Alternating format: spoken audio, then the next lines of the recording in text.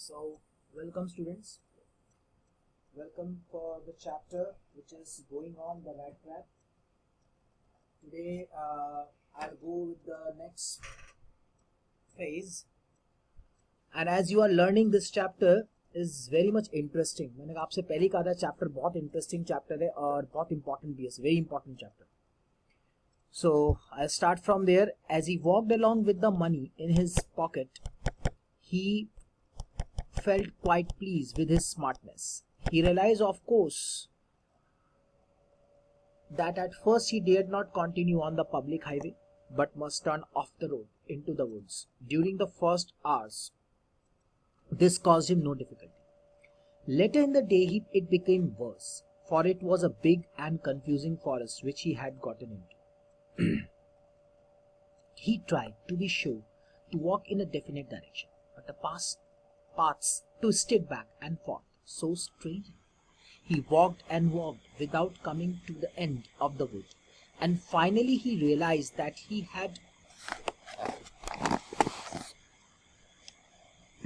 had only been walking around in the same part of the forest. All at once he recalled his thoughts about the world and the rat trap. Now his own turn had come. He had let himself be fooled by a bait. He had been caught the whole forest with its trunks and branches, its thickets and fallen logs closed in upon him like an impenetrable prison from which he could never escape.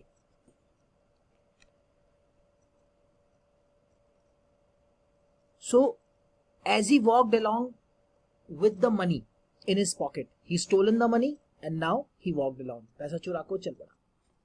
He was very pleased, बहुत खुश था. Oh, smartness means he was very happy. Oh, what a big deal he has done. Oh, मजा आ गया. समझ smart है भाई साहब, मैं पैसा चुरा लिया, बेहतरीन. ऐसा उसने सोचा. He realized, of course, उसने बिल्कुल ये फील किया. उसने realize किया, of course, at first he dared not continue on the public highway. He could not able to go to the public highway because there is a fear of being caught. उसे पकड़ा जा सकता है. But must turn off the, तो उसने सोचा कि woods की तरफ जाए. That means he must go towards the forest. So during the first पहले में तो उसे कोई परेशानी नहीं हुई. That means at first he did not face any difficulty. जब वो forest में एंट्री करता है, when he entered into the forest, he did not face any difficulty. तब उसे कोई difficulty नहीं हुई. Later it became very much worse, because it was very big and confusing forest, dense forest, घना जंगल था, big and confusing forest that he got into, जिसके अंदर वो गया. He tried to be sure to walk in a definite direction. ठीक है, and he decided, he tried that I am going in a definite fixed direction, but the paths twisted back and forth. That means there are too much turns back and forth. So it means the ways are not very, ways are confusing, twisted back and forth, idhar udhar so strangely. And but he continued to walk and walk without coming to the end of the wood. रास्ते भी इतने ज़्यादा आपके confusing थे, इतने ज़्यादा घुमावदार थे, बैक एंड फ्रॉथ इधर उधर ट्विस्ट कर रहे थे. बड़ा अजीबोगरीब रास्ता था. But he walked and walked, लेकिन जो है वो कंटिन्यू चलता without coming to the end of the wood, जब तक वो वुड के एंड यानी जंगल के फाइनल रास्ते तक ना आ जाए. So, and finally he realized that he had only been walking around the same part of the forest. अरे उसने सोचा, अरे मैं तो एक ही जगह घूम रहा हूँ. That means he was coming back to the same place from where he starts. जहां से शुरू करता घूम फिर के, मैं तो भूल भुलैया था. Back and forth, twisted, confusing forest. Suddenly he recalled, all at once suddenly he recalled his own thoughts. उसने फिर अपने दिमाग को सोचा. ओके, अब वो वाला थॉट यानी साइकोलॉजिकल थॉट याद आया. मैं आपसे बार बार बोला था, I have told you many times, when ever psychological thought would come, you should remember when it came. किस किस कंडीशन में वो साइकोलॉजिकल थॉट है. What was psychological thought?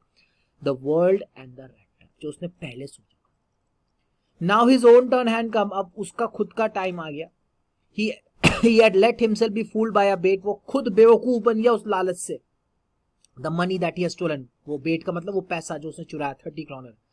The whole forest, ये जो पूरा फॉरेस्ट है, विद ट्रंक्स एंड ब्रांचेस, जितने भी यहाँ पे पेड़ है उनके ब्रांचेस हैं, ठीक है। It's thickest it's fallen logs, पूरा का पूरा कंप्लीट क्लोज्ड इन अपॉन हिम लाइक अ इम्पेनेट्रेबल प्रिजन, उसको इन्होंने जकड़ लिया जैसे वो किसी जेल में हो। इम्पेनेट्रेबल में जहां से बचना इम्पॉसिबल है, impossible to escape, that's called impenetrable prison, from which he could never escape, जहां से वो नहीं बच सकता।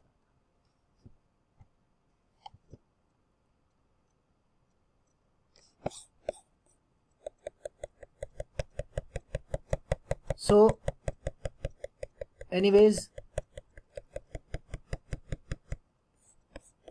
it was late in December and darkness was already descending over the forest. This increased the danger and increased also his gloom and despair. Finally he saw no way out and he sank down the ground, tired to death, thinking that his last moment had come. But just as he laid his head on the ground, he heard a sound, a hard, regular thumping. There was no doubt as to what that was. He raised himself. Those are hammer strokes from an iron mill. He thought there must be people nearby. He summoned all his strength, got up and staggered in the direction of the sound.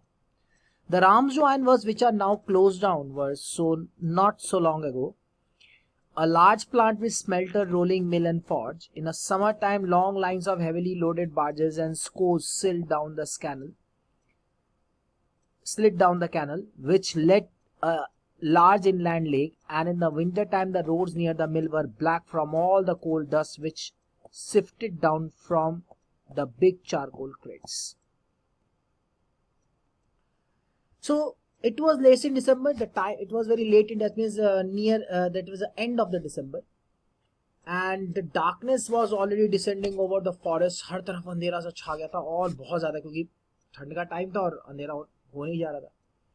This was increasing the danger, खतरा बढ़ता था, and this danger increases gloom and despair. इससे उसका एक तो निराशा और tension दोनों ही बढ़ गई, दुखी भी हो गया और डिसअपॉइंटमेंट भी हो गया, हताश भी. Finally, when he saw no way out, जब उसने कहा कि कोई रास्ता ही नहीं है, he sank down the ground. Then he decided, भैया यहीं लेट जाओ और भगवान को सौंप दो. Tired to death, थक गया, मौत से लड़ते लड़ते, यहाँ से निकल वहां से निकल, ये रास्ता वो रास्ता घूम फिर के. Thinking that his last moment had come, now he decided that my last time has come. But just as he laid his head on the ground, जैसे ही उसने अपना सर जो ग्राउंड पे रखा, as he did so, he heard a regular thumping of hammer strokes. उसे regular thumping like किसी hammer stroke की, जैसे कोई हथौड़ा ठोक रहा हो, डम डम डम. What is that? उसे आवाज लगी थी, तो उसने कहा what is that, क्या है? तो there was no doubt as to what he was. एकदम से सुना, ओहो, these are the hammer strokes from an iron mill, यानी कि ये वही आयरन मिल है, यहाँ पास में वही आयरन मिल है जिसके बारे में क्रॉफ्टर ने बताया था. Whose money he has stolen, जिसका पैसा उसने चुराया. There must be people nearby, आसपास लोग होंगे, आसपास लोग होंगे. He summoned all his strength, he collected, उसने अपनी पूरी ताकत को कलेक्ट किया, got up and staggered, और लड़खड़ाता हुआ in the direction of the sound, sound की तरफ गया, from the where the sound was coming. The sound was coming and he was following the sound, आवाज को फॉलो कर रहा था. I mean to say, ठीक है. अब अगर कहीं कोई हैमर स्ट्रोक हुए, इसका मतलब ये नहीं कि सपोज करो आपके घर में आपके फादर कील ठोक रहे हो, तो दैट डज नॉट मीन कि वो रामजो आयरन मिल का हैमर है, ठीक है. तो रामजो iron mill which are now close down not so long ago, अब इतना टाइम नहीं हुआ था, मतलब अब वो बंद है लेकिन अभी ज्यादा टाइम नहीं होता. That means what does it mean को समझो. When writer has written this story, तब तक वो बंद हो चुका था. Clear? That means the mill was close, but अभी इतना टाइम नहीं हुआ था उसे बंद होने. That means the story was already done, the incident was already done when the factory was there, ठीक है. So it was a large plant, बहुत बड़ा plant था, smelter था, rolling mill था, forge था, सारी चीजें थी उसमें, यानी melting का काम भी होता था उसमें. You can melt it, you can cut, you can give shape, सारा. In the summertime में क्या होता था, long lines of heavily loaded barge, बड़े बड़े जो है क्या नाम है, बार्जेस, यानी कि आपके बार्जेस जो आपके जो इसे बोलते हैं आपके जो शिप्स जो होती हैं उसमें जो आपके बार्जेस होते हैं, यानी कि उसमें एक बॉक्स टाइप होता है बड़ा बड़ा, उसमें सामान रखा जाता है. And scores slit, scores mean small boat, slit down the canal, तो वो कैनल में चलते रहते हैं. विच लेट, जहां जो इनलैंड लेट की तरफ जाता है, यानी कि वहां से फैक्ट्री से सामान जो है बड़े बड़े उसमें बॉक्सेस में जाता है, जैसे बार्जेस बोलते हैं. And in the winter time, और विंटर टाइम में the roads near the mill were black from the coal all dust, क्योंकि विंटर्स में जो है नदियां जो जम जाती थी, वहां पर नहीं जाया जा सकता था. सो दे यूज रोड्स, और रोड्स में क्या होता था, बिकॉज वो कोल का काम होता था, so the roads were filled with black, वो ब्लैक पाउडर से, यानी कि आपका जो बिग चारकोल क्रेट्स है उससे कोल डस्ट गिरती रहती थी. राइट ऐसा मतलब कि चलता था. यानी विंटर में कैसा होता था और समर में कैसा होता था. How was in winter, how was in summer, it is described.